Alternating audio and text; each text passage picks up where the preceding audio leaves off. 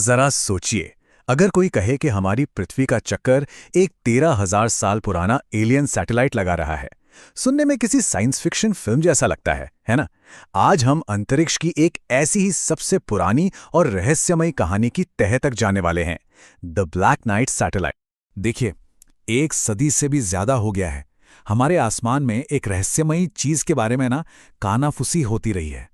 मतलब एक ऐसा साया जिसे स्पेस एज के ऑफिशियल तौर पर शुरू होने से भी बहुत पहले देखा और सुना गया था। अब इस रहस्य की जड़ें वो नासा या किसी मॉडर्न स्पेस एजेंसी में नहीं है। नहीं, ये कहानी शुरू होती है 125 साल पहले, इतिहास के सबसे ब्रिलियंट और शायद सबसे रहस्यमयी दिमागों में से एक के साथ। तो ठीक है, चलिए इस पहेली को सुलझाने की कोशिश करते हैं। इसके लिए हमें 3 अलग अलग सदियों में फैले सुरागों को एक एक करके जोड़ना होगा। तो सबसे पहला सुराग वो मिला महान आविष्कारक निकोला टेस्ला को। उन्होंने दावा किया कि उनके रेडियो टावर ने कुछ इंटेलिजेंट, मतलब सोचे समझे, बार बार आने वाले सिग्नल पकड़े हैं। और उनका मानना था कि ये सिग्नल कहीं और से नहीं बल्कि अंतरिक्ष से आ रहे थे। सोचिए, उस जमाने में ये कितना बड़ा, कितना हैरान कर देने वाला दावा रहा होगा। फिर अगले कुछ दशकों में दुनिया भर के रेडियो ऑपरेटर्स इन अजीब लॉन्ग डिलेड इको से जूझ रहे थे। मतलब एक ऐसी घटना जिसने आसमान से आ रहे इन सिग्नल्स की गुत्थी को और भी ज्यादा उलझा दिया। फिर कई दशक बीत गए और इन अजीब सिग्नलों की जगह एक और भी ज्यादा हैरान करने वाली चीज ने ले ली। इस बार इसे सिर्फ सुना नहीं गया, इसे असल में आसमान में देखा गया था। हुआ ये कि इन रिपोर्ट्स में यूएस मरीन कोर के मेजर डोनाल्ड केहो ने दावा किया कि पेंटागन गुपचुप तरीके से इन अनजान चीजों को ट्रैक कर रहा है। और बस यहीं से एक बड़े सरकारी कवर अप की अटकलें शुरू हो गईं। और फिर 1960 तक तो यूएस डिफेंस डिपार्टमेंट ने भी मान लिया कि हाँ, वो एक अजीब ऑर्बिट में घूम रही किसी अनजान चीज को ट्रैक कर रहे हैं। अब इस बात ने कोल्ड वॉर के डर को और हवा दे दी। सबको लगा कि कहीं सोवियत यूनियन ने अमेरिका से पहले ही अंतरिक्ष में कोई सीक्रेट जासूसी सैटेलाइट तो नहीं भेज दिया। यहां से कहानी और भी ज्यादा रहस्यमयी हो जाती है। एक जाने माने खगोल शास्त्री थे, जैक्स वैली।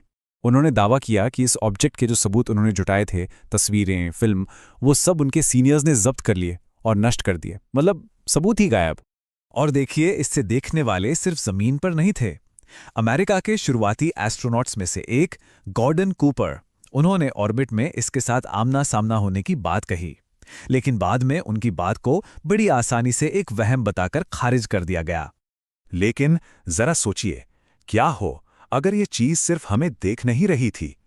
क्या हो अगर ये हमसे बात करने की कोशिश कर रही थी? और फिर आया साल 1973। स्कॉटलैंड के एक रिसर्चर थे डंकन लूनन। उन्होंने एक ऐसा दावा किया जिसने सच में सबको चौंका दिया। उनका कहना था कि उन्होंने उन अजीब लॉन्ग डिलेड इकोस के अंदर छिपे एक कोड को क्रैक कर लिया है। और यहीं पर यह पूरी कहानी अपने चरम पर पहुंच जाती है। ये कोई मामूली कोड नहीं था, ये था एक प्राचीन एलियन सभ्यता का सीधा संदेश जो हजारों साल पहले हमारी धरती के लिए भेजा गया था। तो इतने सारे सबूतों के बाद मामला एकदम साफ लगता है ना? लेकिन रुकिए, अब जरा उन ऑफिशियल एक्सप्लेनेशंस पे नजर डालते हैं जो इस पूरी कहानी का रुख ही मोड़ कर रख देती हैं। सबसे पहले बात करते हैं उस सबसे मशहूर तस्वीर की जो इस कहानी से जुड़ी है। सच तो यह है कि इसकी असलियत बहुत ही मामूली और पूरी तरह से डॉक्यूमेंटेड है। अच्छा, और उन सिग्नलों का क्या जिनसे ये सब कुछ शुरू हुआ था? उनके भी ऐसे वैज्ञानिक कारण मौजूद हैं जिनके लिए किसी एलियन सैटेलाइट की जरूरत ही नहीं है।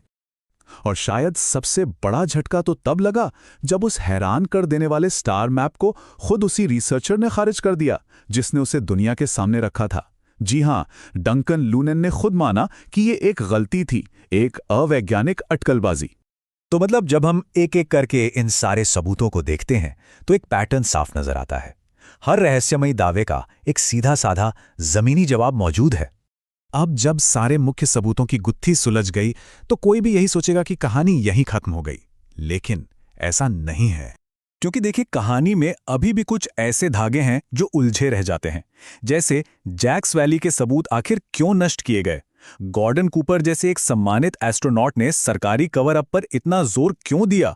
ये वो सवाल हैं जो इस कहानी को पूरी तरह से खारिज करना मुश्किल बना देते हैं। तो सवाल ये उठता है कि जब इस कहानी के हर टुकड़े का एक जवाब मौजूद है, तो भी ये बार बार सामने क्यों आती है? शायद इसका जवाब हमारी ऑर्बिट में घूम रही किसी चीज में नहीं है। शायद ये हमारी उस सामूहिक उम्मीद और जिज्ञासा के बारे में ज्यादा बताती है, जो हमेशा ये जानना चाहती है कि इस दुनिया के पार क्या है।